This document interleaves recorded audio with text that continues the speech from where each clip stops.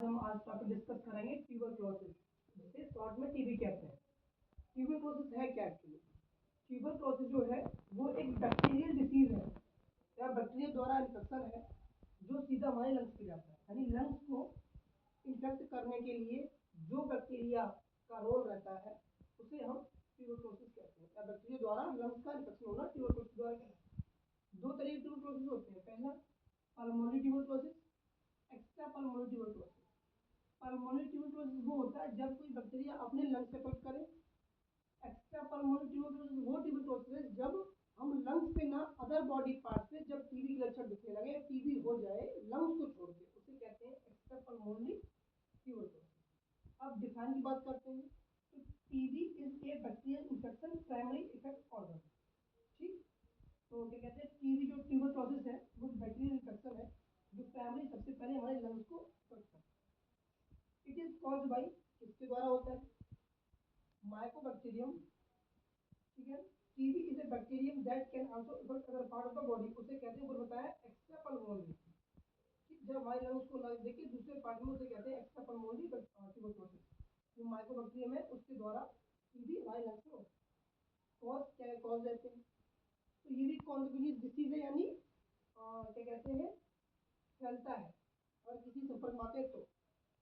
जैसे air drop, अगर किसी कोई छींकता है, स्नीज करता है, तो उसके ड्रॉप अपने बॉडी में एंटर करेंगे नोज के रास्ते या फिर जिस किसी भी रास्ते, तो टीबी के होने के चांस है।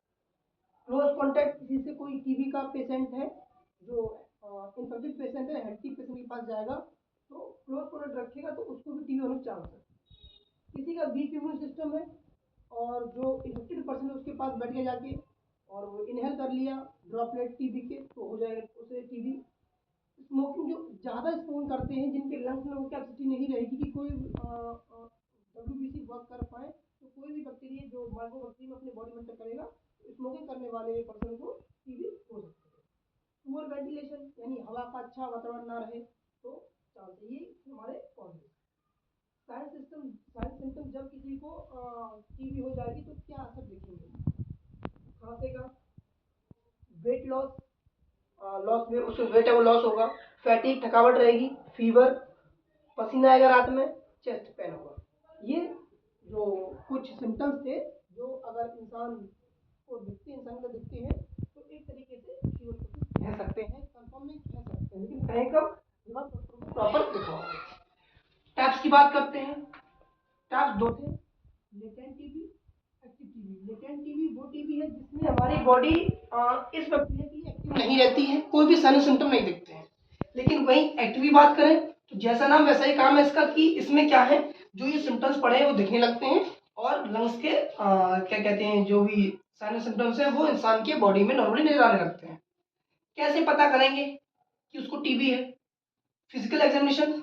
ये क्यों करना है? क्यों, देखो और भी चीजें होती हैं कि जरूरी नहीं है खांसी हो रही तो टीबी हो, या फिर कोई और भी सिंबल आ रहा है, जरूरी साइन सिम्टम आ रहा है, जरूरी नहीं टीबी हो। तो सबसे पहले फिजिकल एग्जामिनेशन करेंगे कि एक्चुअली टीबी वाले इसके अंदर सिम्टम है या नहीं है। हिस्ट्री, पूरे उसकी पेरेंट्स की हिस्ट्री लेंगे, हो सकता है टीबी जेनेटिकली ना आया हो, ऐसा कुछ चांस हो सकते हैं, तो हिस्ट्री कलेक्शन बहुत जरूरी है, कहाँ से आया, कैसे आया। सिटी स्कैन करवाएंगे लंग्स का, चेस्ट एक्सरे करवाएंगे और सेप्टम टेस्ट करेंगे, मेल्टॉक्स मेल्टॉक्स टेस्ट करेंगे। ठीक है ना? मेल्टॉक्स मतलब क्या है, हम उसके आर्म इंजेक्शन से एक इंजेक्ट करेंगे, जिससे क्या आरबीसी को लेंगे या फिर एक सेरोलॉजिकल टेस्ट कराएंगे, जिसकी वजह से अगर उसके सेल में कोई भी बैक्टीरियम के पार्टिकल पाए गए तो कह सकते हैं कि उसको टीबी है। ब्लड टेस्ट वही सेम आ गया। मैनेजमेंट कैसे करें? मैनेजमेंट यहाँ हम बता रहे हैं कि वो लिखने के लिए, इसलिए वो कटेगा नहीं। बता रहे हैं कि मैनेजमेंट दिखने के लिए कि दवाई यूज नहीं करनी है, अगर गलती से मैं पढ़ा रहा हूँ तो मतलब यही दवा ले आओ तो टीबी सही हो जाएगी, ऐसा ऐसा मत करना। डॉक्टर ने जो बताया रखा है, हम नोट्स के बेसिस पे दवाइयाँ लिख रहे हैं, जिन्हें कहते हैं एंटी ट्यूबरक्लोसिस ड्रग। ये मार्क्स में आता है और 3-4 नंबर का, तो इसको आप एक्स्ट्रा अलग पढ़ लेना, अलग वीडियो बना देंगे, पर दवाई देख लो। आइसोनाजाइड, साइबोफ्लोरामिन, एस्टाब्यूटल, आइसोलेसन, डायरेक्ट ऑब्जर्व थेरेपी और स्ट्रेप्टोमाइसिन, ये कुछ मेडिसिन है जो टीबी को ठीक करने के लिए आती हैं, जो डॉक्टर की जब आप जाओगे तो वो आपको बता देगा। अब हम लोगों को क्या प्रिवेंशन बरतनी है, या घर में रहते हैं वो लोग क्या प्रिवेंशन बरतेंगे, इसके लिए वो है ये। तो वैक्सीनेशन, BCG का टीका लगता है हमारा, वो आपको लगा के रखना है जब भी ये बच्चा पैदा होता है उसके बाद में भी। हाइजीन मेंटेन रखनी है, अपने आसपास में जो भी एयर अच्छा खासा आपको चाहिए होता कमरे में, और अपने आसपास में खाना को सही तरीके से यूज करना, ज़्यादा किसी कॉन्टेक्ट में नहीं आना है। अगर कोई टीबी का पेशेंट है आना ही नहीं है, आइसोलेशन करके रखना है। अवॉइड क्लोज कॉन्टैक्ट, ज़्यादा पास नहीं जाने की, वही बात। एयर प्योरिफिकेशन, तो जिस माहौल में आप रहोगे वहाँ पे वेंटिलेशन होना चाहिए और हवा भी प्रॉपर वे में होनी चाहिए। Education and awareness about TB, मतलब कोई फैमिली में ऐसा मेंबर हो जिसको इसके बारे में जानकारी हो, और कुछ पढ़ाई भी जरूरी है, तो टीबी के बारे में जानकारी होनी चाहिए, जानकारी लेनी चाहिए अगर नहीं पता है तो। वही वेंटिलेशन सेमी बड़ी बात आ गई, जो एयर प्योरीफाई करने के लिए, जिससे कोई इशू ना हो।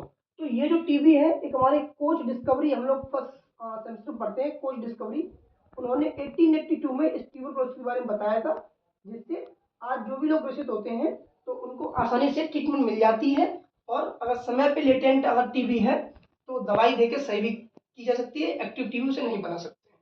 तो आज हम लोग यहीं टीबी इतना ही था एग्जाम के बेसिस पे, बाकी नेक्स्ट डिसीज साथ में नेक्स्ट वीडियो से साथ मिलते हैं।